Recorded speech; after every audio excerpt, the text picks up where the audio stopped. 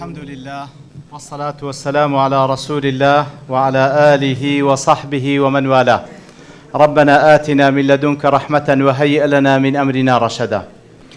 لا سرتادا دسخوشيم لو نوسينجي دزغا هل زنابي ما استعد الولي وهروها همو بري ولايتكاني نوسينجا وبتايبتيش بري ولايتي روشنبيري خواهي گور پاداشت خير يا مداتوا اوانيكوا ماندوبون لبوري خستني او خيوادگي سيامي خواني روح خواهي گور پاداشت هم لايك بداتوا وخواهي گور پاداشت او ما مستبريزانش بداتوا ك وتيان هبوا وتاريان هبوا وهروها او الى دواي نيوروش هردبي خواهي گورا بركات بخاطر علمي هموانو خواهي گوروا مالبكا كوا سود لو تكام ور بگرين باذن خواهي جمعه ببير خوم ببير جنابتان دين مولا راستي باشترين كار لو روجا داتسيا صلوات الله سر پیغمبر صلى الله عليه وسلم. اللهم صل على محمد وعلى آل محمد كما صليت على إبراهيم وعلى آل إبراهيم. اللهم بارك على محمد وعلى آل محمد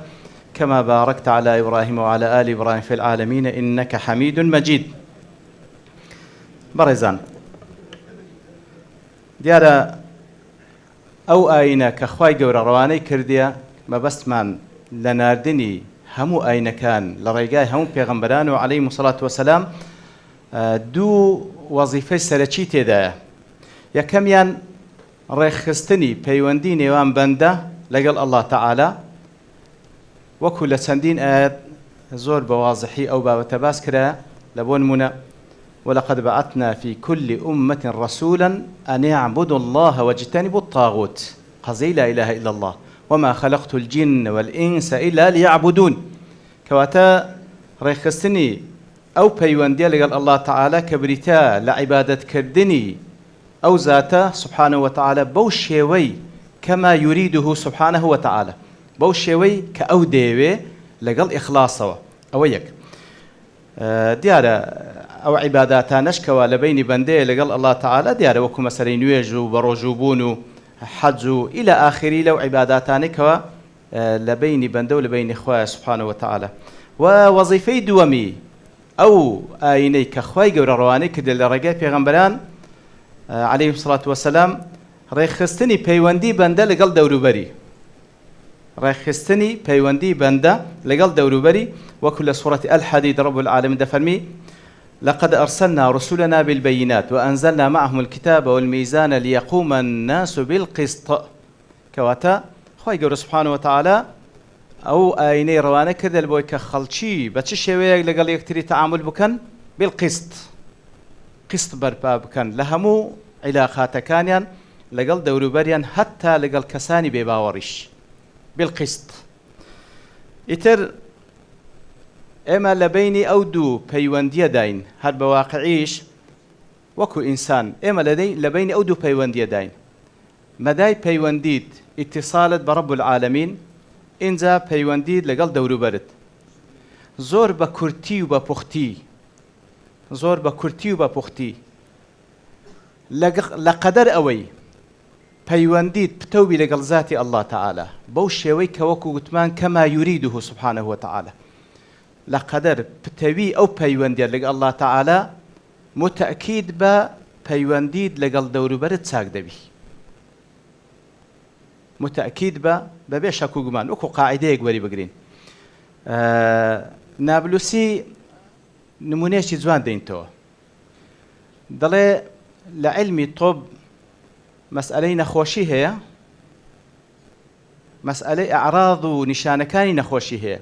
كسي كنخوش دبي أقد بس تلاقي دكتورك كوا دكتورك بمعنى كلمة دكتور بي لطب شارزابي دي للسبب لا بابلين أصلي أو نخوشي دا كوليتوا تاوك تشخيصي بكا إنزا علاجي أصلا كي بكا بلام أويتي لان كشارزانية تمشى أعراض كاين دكا تايليا مسكنة شداته وهكذا يعني ناتي أصلا كي علاج بكا مسألة كاج نمونك لبؤودين توا ضلي كاتك كوا كاتك كالقل دورو برد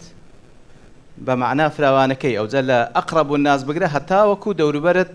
لبدائرش فراوان گرفتو مشکلت هەبوو ئەوە ئەعراضە، ئەوە نیشانەیە، ئەوە خودی نەخۆشیەکەی نییە.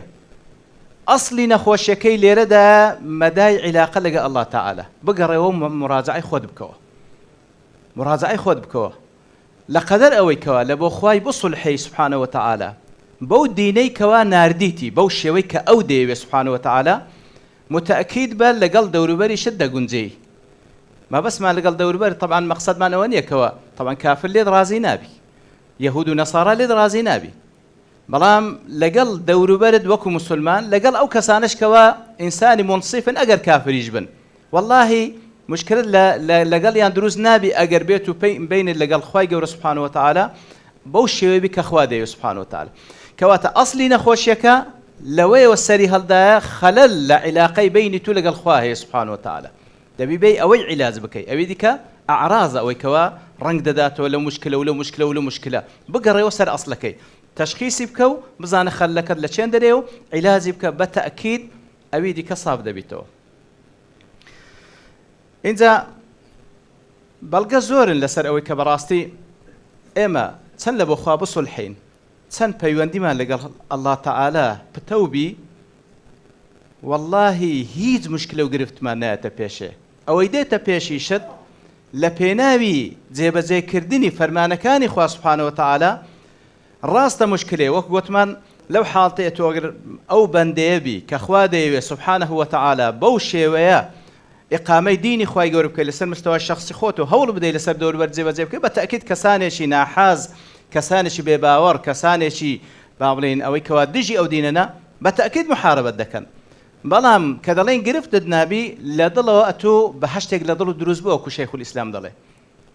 ما يفعل أعدائي بي وەکو لە سزنی دەکەن هادەی دوژمنانم سم لێ دەکەن یان ئەنا جەنەتی فی سەدری. هەموو مەبەستەکە ئەوەیە ئەخ ئەو بەهەشتە لە دڵت والله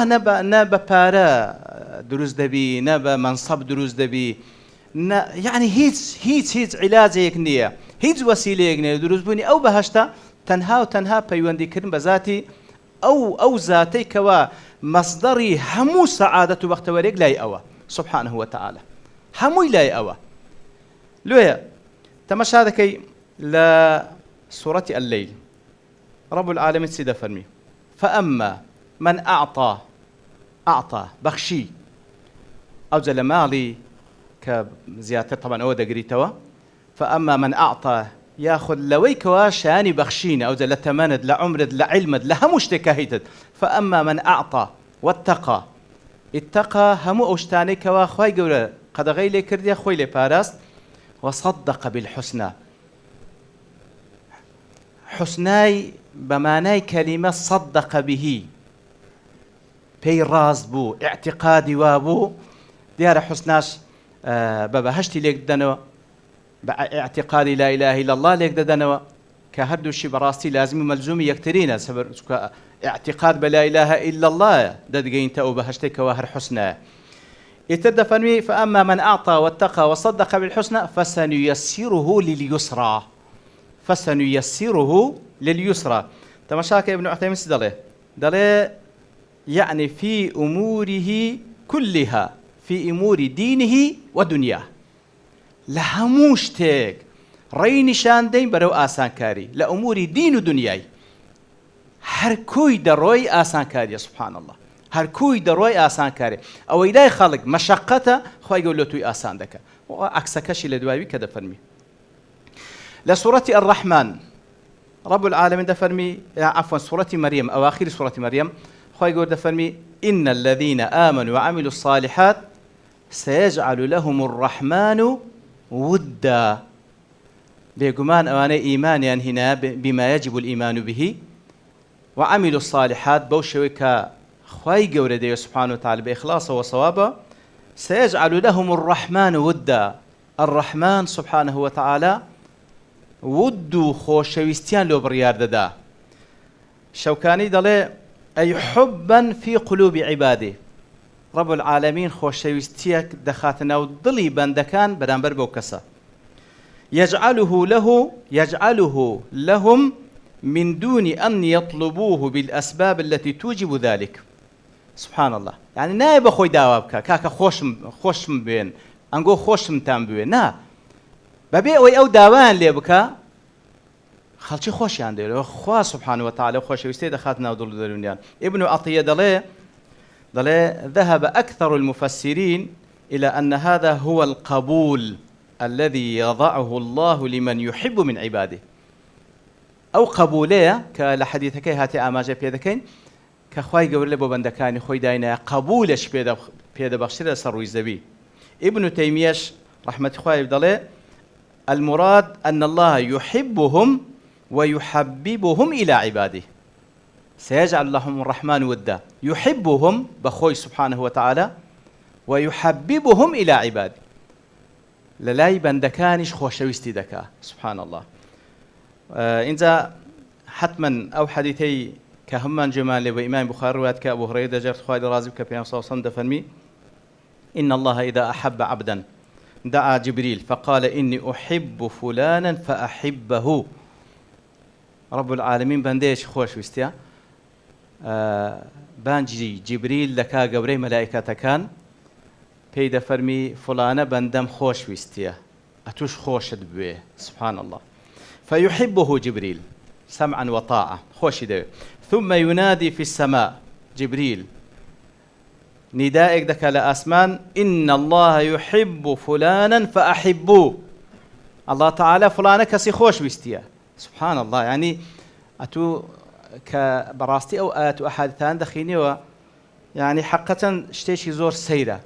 أخ رب العالمين بهم عظمتي خوي بس لبنديك دكا بنديك ها آخر بنديك لسر أو زويي كهر همو زوي بكاملي كأو إنسان مقارنة بو زوية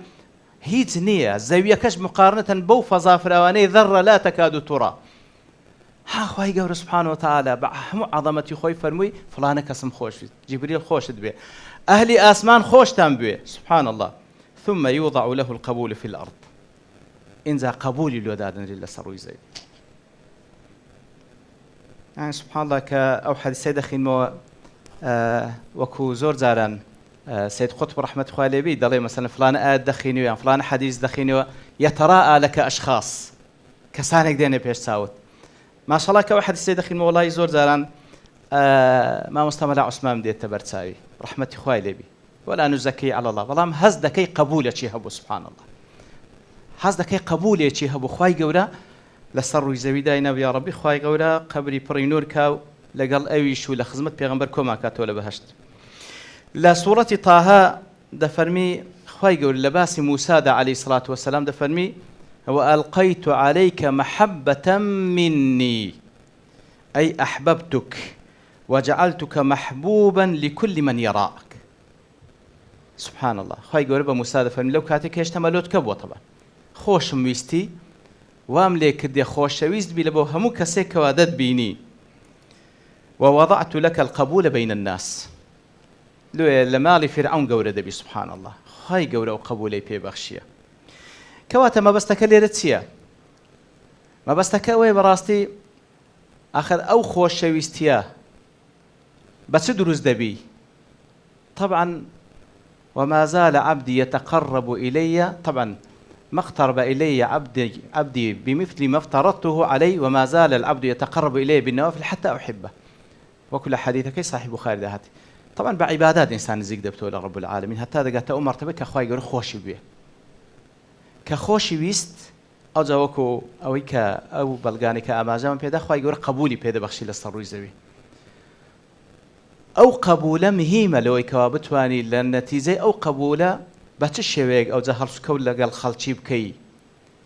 بتشويق وفعلا إداري خلكانك بكي لو لناحية إداريش لناحية إداري ضلي القيادة بالحب أسمى وأرقى أنواع القيادة سبحان الله قيادة كردني كسانك ريبرياتي كردني كسانك بخوش ويستي راقي ترين نوع كاني إدارة قيادة طبعا أوش لشي رنگ داداتوا بدرزيك رسول الله صلى الله عليه وسلم كفعلا باشترين نموذج بوا لە بۆ ئیدارەدانی ئەو ئەصحابانەی کەوا لە خزمەتی دابوونە خۆیان لێ ڕازی بی کەوا فعلا لە سیرەی هەمومان جۆمان لێ بووە کە بە چ شێوەیەک سوبحان الله ئەوجا کە دەڵێن قیادەکردن بە حوب بە خۆشەویستی ئەوەلاً کە باسما کرد مەدای پەیوەندی ئەو بەندەیە لەگەڵ الله تعالی خوای گەورە قبولی پێدەبەخشی لە ناو دەوروبەری وە لە مقابلیشدا وتمان بە چ نزیک دەبێتەوە بەندەیە لە خوای گەورە بۆی کە خوای گەورە سبحانه وتعالى تشریعی کردیە بۆ شریعەتەی کە خوا پێ رازیە سبحانه وتعالى نەک فلان و فلان و فلانە طریقە و فلانە مەذهب نا ئەوەی کە خوا دەوێت سبحانه وتعالى بۆی لێ نزیک دەبێت کە لێی نزیک بوویەوە ئەتوش ئەو کەسانت خۆش دەوێت لە پێناوی الله تعالی کە عەقیدەی وەلا و بەراءە ئیتر فعلا باشترین نموزج پێغەمبەری خوا بە صلی الله علیه و سلم هەم قبولی هەبوو لە ناو ئەصحاب و لەسەر ڕووی زەوی هەم ئەویش ئەوانی خۆش ویستیە طبعا نەتیجەی چییە بێگومان پێغەمبەر صلی الله علیه و سلم هیچ کەسێک هەندی خوا ناس نەبووە وەکو بەخۆی دەفەرمی هیچ کەسێک هەندی متقی نەبووە صلى الله عليه وسلم لێ تەماشا دەکەی دەڵێ ئەوە هیچ کە هەمومان جۆمان لێ بووە کە پێغەمبەر صلی الله علیه و سلم چەند خۆشەویست بە لەناو ئەصحاب خۆیان لە ڕازی بی بەڵام بەخۆی چەند گرنگی پێیاندایە چەند خۆشیانی ویستیە جملەیەکی جوان هەیە دەڵێ پێغەمبەر صلی الله عليه وسلم ئەوەندە ئیهتمام و گرنگی بە یەکەیەکی ئەصحاب دەدات هەتا وای لێ هاتبوو هەر یەک لەوان وای دەزانی ئەحەب الناس ئیلەیه ئەوە ئەحەب الناس خۆشەویستترین کەس لای پێغەمبەر صلی الله عليه وسلم ئەوە لێ کە پرسیار لێ دەکەن من ئەحەب الناس ئیلەیک ئەوەی کە لێ مەوجود بە هەمووی تەوەقعی کردێ بەخۆی بی هەمووی تەوەقعی کردێ بەخۆی چکە ئەوەندە ئیهتمام پێیاندایە ئەوەندە خۆشەویست لێیان دەربڕیە سبحان الله لا وصف پیغمبر صلی الله علیه و سلم لکوتای سورة التوبة رب العالمین دفن لقد جاءكم رسول من أنفسكم عزيز عليه ما عنتم عزيز عليه ما عنتم لا يقرز بوا اگر شتێک مشقت لەسەرم گۆ دروست بکە لا يقرز بوا عزيز عليه ما عنتم حريص عليكم هەندە حريص بوا لەسەر هدایەتیان حريص بوا لەسەر نەفعی دنیا و قیامەتیان بالمؤمنين رؤوف رحيم سبحان الله ئیتر تەماشا دەکەی لە چەندین فەرمان کەوا متعلقە بە شەریعەتی خوا پێغەمبەر صلی الله علیه و سلم لە بۆی مەشەقەت دروست نەبی لەسەر ئومەت تەخفیفی کردیە ئەوەی کە مەزالی تێدا بووە لە بۆ نمونە مەسئلەی سیواک پێغەمبەر صلی الله علیه و سلم دەفەرمی ئەگەر لەبەر ئەوەی نەبی مەشەقەت لەسەر ئومەتم دروست بکەم ئەمرم پێ دەکردن دەبۆ واجب ئەمری نەکرد صلی الله عليه وسلم شەوێکیان نوێژی عیشای تەئخیر کرد هەتا وەکو درنگانی شەو فەرمووی ئەو کاتەیە باشترین کاتی نوێژ عیشا ئەگەر مەشەقەتتان لەسەر دروست نەکەم شەو نوێژ و تەراویحەکەی لە ڕەمەزانێ دوسێ شەو زانی کەوا ئیقتیدای پێ دەکەن نەیکرد فەرمووی لەوەی دەرسێم لەسەرتان واجب بی تەماشای سبحان الله یعنی حتا لە ئوموری شەرعیش وای کردیە ئەوەی مەجاری تێدا هەبی نەبیتە واجب لەسەریان مەشەقەتیان لەسەر دروست نەبی سبحان الله حتى تەماشا دەکەی بەرامبەر بە ئومەی دەعوەی چونکە معلوم جەنابتانە پێغەمبەر صلی الله علیه و سلم یاخود هەر پێغەمبەرێک ئینتر پێغەمبەری خۆمان صلی الله علیه و سلم ئومەی دەعوەی هەبووە ئومەی ئیجابەی هەیە ئومەی دەعوەی پێغەمبەر صلی الله علیه و سلم واتە ئەوەی کەوا ئەو مکەلەفە دەعوەیان لەگەڵ بکات چێیە وما أرسلناك إلا رحمة للعالمين هەموو خەڵک ئەوە ئومەی دەعوەیتی بە مسلمان و کافرەوە ئومەی دەعوەی پێ دەگوترێ ئومەی ئیجابە مسلمانەکەیە لەگەڵ ئومەی دەعوە چەند حەریص بوو وەکو خوای گەورە حەریص عەلەیکم حەریص بووە لەسەر هەموو بەشەریەت کەوا ئیمان بینن لۆیە خوای گەورە سبحانه وتعالى کاتێک کە دەفەرمی گەیشتیتە حەدێکەوە کە خوای گەورە سبحانه وتعالى ئاگاداری دەکاتەوە فلعلك باخع نفسك على آثارهم إن لم يؤمنوا بهذا الحديث أسفا خەریک بووە سبحان الله خۆی بە هیلاک بدا واتە لە خەفەتان بمری صلى الله عليه وسلم کەوا لە ئەسەف و خەم خواردنی کە کەسانێک ئیمان نەینن سبحان الله هەندە حەریص بووە لەسەریان و تەماشا دەکەی کەسانێکی وەکو ئەعرابی کەوا مەشهورن ئەعرابی کەسانێک بوونە دەشتەچی یعنی وەکو طەبیعات مەشهورن بۆیە کەوا کەسانێکی لە ئوسلوب و لە گفتوگۆ و لە هەڵسکەوتکردن جەفا و وەکو بڵێ غیڵزاتەیان پێوە دیارە. ئینجا ئەوەی ئەعرابیە کە دێتە خزمەت پێغەمبەر صلی الله عليه وسلم بەو ئوسلوبەی خۆی کە دەگەڕێتەوە لە لای قەومەکەی کو وەصف پێغەمبەر دەکات صلی الله عليه وسلم دەفەرمی لەقەد جئتكم من عند خير الناس من عند خير الناس هاتیمە لە لای کەسێک کەوا وەصف پێغەمبەر صلی الله عليه وسلم چاکترینی خەڵکە. ئەوجا تەماشا ئەو عرابەی دەکەکەوە هەمومان قسەکەمان چەندین جا جۆ لێ بووە مەسەلەی ئەو عرابێکەوە دێتن ئەکرەمەکم الله میز لە ناو مزگەوت دەکا ئەسحاب خەریکە خۆیان لێ تووڕە دەکەن لێی تووڕە دەکەن پێغەمبەر صلی الله عليه وسلم دەفەرمی لا تزرموه أي لا تقطعوا عليه بولة ڕاوەستن وای لێ مەکەن بە تەواوەتی سبحان الله میزەکەی بکە چونکە پسڕاندنی میزیش لەوانەیە ئیشکاری لێ دروست بکە لا تزرموه ئینجا کە تەواو دەبی ئینجا بانجی دەکا کەوا مزگەوت لە بۆ هەندێک دانەدرا لە بۆ زیکری خوا و نوێژ و سبحان الله ئەو ڕەفەت و ڕەحمەتەی لەگەڵ عرابیەک یان ئەوەی کەوا لە ناو نوێژێ جواب دەداتەوە سبحان الله تەسەوڕی دەکرد دەڵێ کە پێیان ساسم تەوابی لە نوێژێ دەبی کو خۆی لێم تووڕە بکە کە ئەسحاب هەموو بە تیچا و تەمەشایان دەکرد پێیان ساسم عینی زۆر زۆر بە نەرمونیانی سبحان الله تێی دەگەنی کە قەزیەکە نابی ئەو هابی ئیتر بەڕاستی ئەو ئوسلوبەی تەعاملی پێیان صلی الله عليه وسلم القيادة بالحب بەڕاستی زۆر مهمە کە ڕنگدانەوەی عیلاقە و پەیوەندیتی لەگەڵ الله تعالى سبحانه وتعالى لێیە دەکرێ بە عیبارەتێکی کورد تعبیر لە قیادەی پێغەمبەر پێ صلی الله عليه وسلم کەوە ئەسلی ئەو تەعاملی پێیان صلی الله عليه وسلم لە چێن دەرێ سەری هەڵدایە فبما رحمة من الله ها لەقەدەر پەیوەندی لەگەڵ الله تعالى ئەو ڕەحمەتەی پێبەخشێ کە بەو شێوەیە بیتن کەوە ئەوها مەقبول بی لەناو ئەو خەڵکەی توربە و خاکەکەی ئەو قیادەی پێیان صلی الله عليه وسلم لە چێن دەرێ بەڕاستی لێشیم بووە ئەو نەوە تەعاملە بالمؤمنين رؤوف رحيم لنتيجي بروبومي أو قيادي پیغمبر صلى الله عليه وسلم لبو أو جمعي بو خوشويستي متبادل كلبينهم بو خلقانك دامزران وپروردبون كخواي قول وصفي عند فرمي رحماء بينهم بمعنى كلمة رحماء بينهم فعلا لما مستاكان في بن لبيغمبر صلى الله عليه وسلم كوا فعلا تن لقل يكتريب بزيبا يتبرزان ما بستك أويا أصل لهمو هەڵسوکەوتەکان مان ئەوەیە کەوا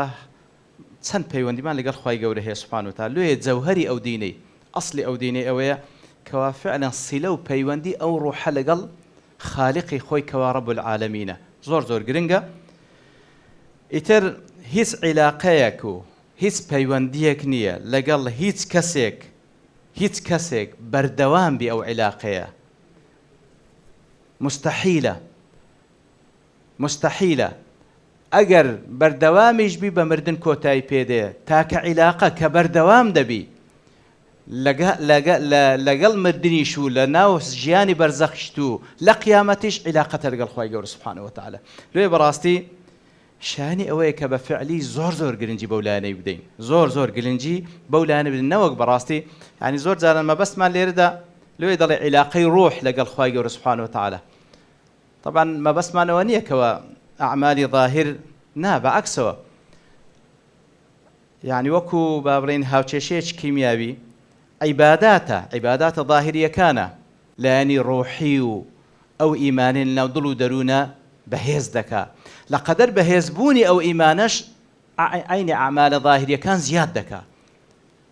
دكا ما بس مليرة تركيز زشتكا يعني زور آقادار بين براستي عبادات كان أنزام بدين تنها بلا شو روح وفكر ومشك ودلو درونيش ما لولا بي زور خطرة براستي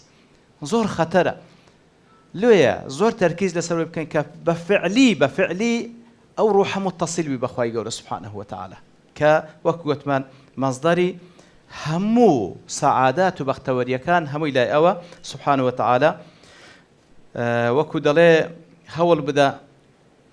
كأو علاقات لقى خواي جور سبحانه وتعالى علاقة موسمي نبي موسمي تنها لموسمي كوا شدة بسر هاتية محتاجي مصيبتك بسر هاتية مشكلتك بسر هاتية لەو کاتانە پەیوەندیت بەهێزبی لەگە خوای گەورە بە تایبەتی لە خلای دوعاکان و نوێژنا. تعرف إلى الله في الرخاء يعرفك في الشدة. زۆر مهمە بەڕاستی ئەو پەیوەندیە بەردەوام بی، ئەو پەیوەندیە بەردەوام بی. والله ئەوجا ئەو بەهەشتەی کە وەکو ئاماژەمان پێدا کە قەولی ئیبن تەیمیە ئەو بەهەشت ناو دڵ و دەروون دروست دەبی. علاقەکەت مەوسیمی نەبی، بەڵکو علاقەچی بەردەوام بی و دامەزراو بی لەسەر عەقیدەیەکی پتە و لە هەڵقوڵاوی قورئان و سوننە. ئینجا ئاو بدرێ بە عیباداتەکان کە زۆر زۆر زەرورە. لەبەر ئەوەی بە تەئکید قۆناغێکنێک کە موسڵمان پێی بڵێ وڵا عیبادات تەواو بوو وەکو مەفهومی غەڵەتی کەسانێک لە ئەهلی تەسەووف بەدڕابەکە حتا یەتیەکە اليەقین. بەعەکسەوە حتا دەگەیە مردن پێویستە لەو عیلاقەیە لەو عیباداتانەش بەردەوام بی. ئیتر ئەو عیباداتانی کە وەکو باسمان کرد کە ضرورە ئینسانی مسلمان لە بۆ بەهێزکردنی ئەو پەیوەندیە لە بینی ئەو ڕوحە و لە بینی خالقەکەی سوبحانە وتەعالە عیبادات بەگشتی. طبعا پێش عیبادات وەکو گوتمان اعتقادێکی صحیح و ڕاست و دروستی هەڵقوڵاوی قورئان و سوننە، بە تایبەتی تر ناسینی رب العالمین بە ئەسما و صیفاتەکانی زۆر زۆر مهمە. يعني ويتفكرون تفكر براستي لخلق خواي جورة زور مهمة. تفكر لخلق خواي جورة زور مهمة. لبرو لزريك حتى ما زريك هم يبلغنا لسر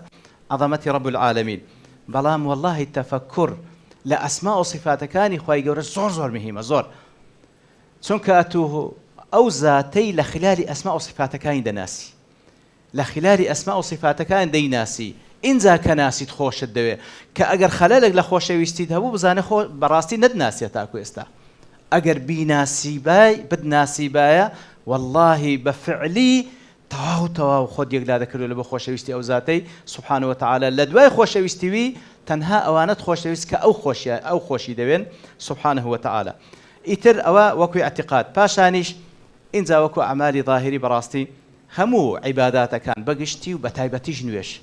بتايبتي نويش زور مهمة وجعلت قرة عيني في الصلاة زور مهمة هول بدا بفعلي نويش بكي إقامي نويش بكي نك أداي بكي إقامي بكي بوشويك أخوادي سبحانه وتعالى بفعلي هزبك أتوا لخزمة رب العالمين واستايو ضلي الحمد لله رب العالمين والله من داتو دفن حمدني عبدي بو شعورين نويش كرين زور مهمة زور مهمة إتر أو بيواندية پێویستە بەردەوام بێ و لە دوای مەسئلەی نوێژیش بەڕاستی پەیوەندی لەگەڵ قورئانی پیرۆز وەکو معلومی هەممانە یعنی ئەو قسەیە زۆر گۆترە دەتەوێت لەگەڵ رب العالمین گفتوگۆ بکەی و قسە بکەی بڕۆ نوێژ بکە دەتەوێت رب العالمین قسەت لەگەڵ بکە بڕۆ قورئان بخوێنەوە ئەوە کەلام اللهە ئەوە کەلام اللهە ئیتر ئەگەر نەشت توانی لو كسان بك ويتلونه حق تلاوتي بحق لو كسانج بي كوايتلونه حق تلاوتي بلايكمي فاقرأوا ما تيسر منه أو مقصد من رجانيها فاقرأوا ما تيسر منه هيز روجيا كد بسد نروة كوا لقرآن بيروز دابري أجر أوشت بينكرا بلايكمي لو كسان فاستمعوا له وأنصتوا وإذا قرئ القرآن فاستمعوا فاسمعوا فاستمعوا له تساق جويلي رابقرا روجك البسر دا هات هيز مازالنا القرآن بخويني هاول بدا بلايكمي كاتيشي لبو دابني زور بطاقتي بس جويلي رابقرا بس جويلي راقرتناك وكو دفن فاستمعوا له تساق جويلي رابقرا وأنصتوا بيدنقبة لتزيقاتش كوا هيج قسيتي دا نكري إتر براستي أو زور مهمة برزان پێویستە اعتقاد منوابي أو كسب هيزك الله تعالى بهيزدك أو كسا عالمك الله تعالى علمي بيد بخشي أو كسا بتوانا كخواي جورتوانا بيد بخشية أو كسا محفوظ بارسا وك الله تعالى داي بارزي لبروي لا إله إلا الله أو بونورة تاك بزانا هيت شتيك يك ذرة لو بونورة بإذن خواي جورة ناقونزه ناتولي يعني هو باعتقاده وري بقرا بيقينه وري بقرا هر سن آيات يعني مجرد خويندنا ولا بو تذكيره إن شاء الله لسورة فاتر رب العالمين دفرمي ما يفتح الله للناس من رحمة فلا ممسك لها ما يفتح الله للناس من رحمة الله تعالى درجة رحمتي لهر بندق بكاتوا فلا ممسك له همو دنيا كوبي توا والله ناتواني ودرجة لبيوبدا بعكس وش وما يمسك فلا مرسل له من بعده أو إخوة داي دخالت ودي قريتوا هيز توانا نيبيكاتوا وهو العزيز الحكيم. لا سورة الزمر دفرمي ولئن سألتم من خلق السماوات والأرض لا يقولون الله. ليه ببرسه شيء أسمعنا كانوا زي دروس كرديا همو يضلين الله سبحانه وتعالى. قل أفرأيتم ما تدعون من دون الله إن أرادني الله بضر هل هن كاشفات الضر بيامله أجر الله تعالى برياري ضر يشيلو من دابو زيانك زررك ناخوشيك أوان دتوان ريجري لو برياري خواي يقول كان سبحانه وتعالى هل هن كاشفات الضر دتوان أو ضري لسرم لابدا وبعكس وش أو أرادني برحمة الله تعالى برياري دار رحمتك من ابني أوان هل هن ممسكات رحمتي كسيكي بتواني رحمتي خوال من بقريتوا بتأكيد نية سبحان الله. لا سورة آل عمران خواي يقول باز لكساني شي منافق دكا كذا نقول لو كان لنا من الأمر شيء ما قتلنا ها هنا أقر اشتاق لدى صلاة مدابا لو أحدي لو يندري أمانة لك وجرين خواي يقول سبحانه وتعالى سدفرمي قل إن الأمر كله لله قل إن الأمر كله لله هموشتك أمري الله تعالى أمري الله تعالى والله أمري أمريكا وفلان وفلان وفلان نية قل إن الأمر كله حيز مزالي تدانية حموي الله تعالى سبحانه وتعالى. وكل سورة الإجدفن وإن لنا للآخرة والأولى وإن لنا للآخرة والأولى آخرة وأولاش دنيا وكو الشيخ عبد الرحمن بن ناصر السعيد دل وإن لنا للآخرة والأولى دفن ملكا وتصرفا ملكي آخرته ملكي دنيا حموي أوى تصرف لقيامته تصرف لا دنيا حموي أوى سبحانه وتعالى. ما من دابة إلا هو آخذ بناصيتها هر دابك لسر زاوية الله تعالى بني سواني قرتية ناتوين بإذن خواهي قول حركة بك كواتب راستي بفعلي بيويستا حول بدي حمو خمد بك أو خمك سن بيونديت بتولقل الله تعالى حتى أما كباس لوجدك إن براستي كاتي كذا ما نويلقل خلشي بيوندي من باج بي إدارة دان ما إدارة شي تساق بي كو أو إدارة ساكو علاقة ساكو أو بيوندي ساكا دروز دبي قلت ما لقدر أو كوا بيوندي لقل خواي قولت ساق بي بلام أقدار بين أو بيوندي ساق بوند لقل خلشي دورو بر نتيجة شي واقعية نتيجة لبو بيوندي لقل خواي قولت سبحانه وتعالى نك أتو هدفت بي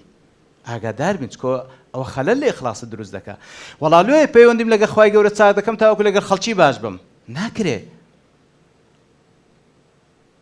أجر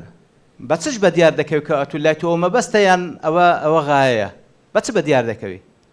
كاتك كوا ويستي خلشي تعارضي كلا ويستي خواي قولت سبحانه وتعالى ليرة بديار دكوي أتو ما بستتسيا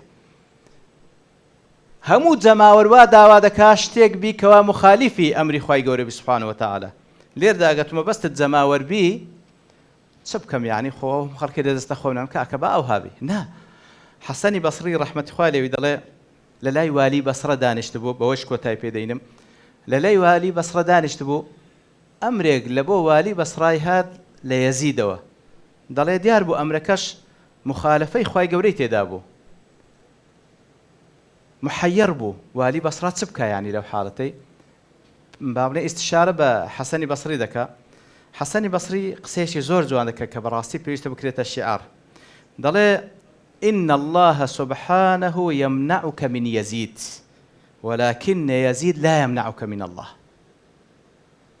يعني أجر مخالفة يزيد تكرت الله تعالى بتوانا بتباريزي لا لتوري يزيدي بلا ما أجر مخالفة الله تعالى تكر نيزيد نهم دنياش ناتواني لتوربوني خابت باريزي زور مهمة براستي زور مهمة فعلا ئەوەی کە خوا دەوێ، یعنی کەواتە مەبەستمان وەکو بڵێ ڕەبتی ئەوەلی و ئەخیری قەزیەکەی ئەوەیە دەمانەوێت ئیدارەمان چاوی، دەمانەوێت پەیوەندیمان لەگە خەڵکی باشبی، پێویستە پەیوەندی لەگە خوای گەورە باشبی. ئەوە ئەسڵی و مەبەستەکەیە. هەموو مەبەستەکەش پێویستە ئەوبی، نەک وەڵا حەزم لێ لەگە خواش باز بم لەگەڵ خەڵکیش نە، هەموو حەز و هەموو هەوڵدانت خوات لێ ڕازی بی. وەکو ئەو بەیتە شعرەش کە هەندێک ملاحەزاتیشی لەسەرە کە دەڵێن گوایە ڕابێ عەدەوی گوتیە غەیری ویە لەیتەکە تەحلو والحياة مريرة ليتك ترضى والأنام غضاب يا ليت بيني وبينك عامر وبيني وبين العالمين خراب. احمد راسي او دبي اصل ما بس من او بيتن رضامندي رب العالمين انزا لنتيجه دا اوش دبي كخواي جور سبحانه وتعالى امور اللي وسهل لك امور دنيا وقيامت وبيونديش لك خلشي باش دبي ورسول الله صلى الله عليه وسلم باشترين قدوه ومثال وكو اما جمان بيكر خواي جور سبحانه وتعالى لهم لك ما قبول بك خواي جور ما نو ما ليره وتايبتي او بريزاني كالدوني راهاتنا وكو منينك او رهاتبن يا ربي خويا همو كاتا كانتان خويا جوري بطاعت عباد لتان قبول بك يا ربي خويا وكو ليردا لا ما بستو بابلين قرآن كوي كردينوا يا ربي خويا أولا فردوس الأعلى لخزمة رسول الله كمام كيوا يا ربي خويا أوي مسلمانة لنا رحتيدا لنا خوشيدا إتلا غزية لسودان لحرد زيقاق لسروي زوي كلوانه كسانك وكاكتوريج باسي كركا بينا زاندري يا ربي خويا أوي لنا رحدا يا ربي خويا بخود بها نايبي يا ربي خويا نصرة إسلام مسلمان أمدي يا ربي خويا أودي جاتي أو دين دك خويا رسواي كي يا ربي خويا أودي جاتي أو دين بكي خويا يا ربي خويا بعزته وقدرته ده صلاتي خود خويا ده صلاتي خود نشان ما مدى للرسوا كرن دجمناني خود وصلى الله وسلم على نبينا محمد وعلى آله وصحبه أجمعين وآخر دعوانا الحمد لله رب العالمين.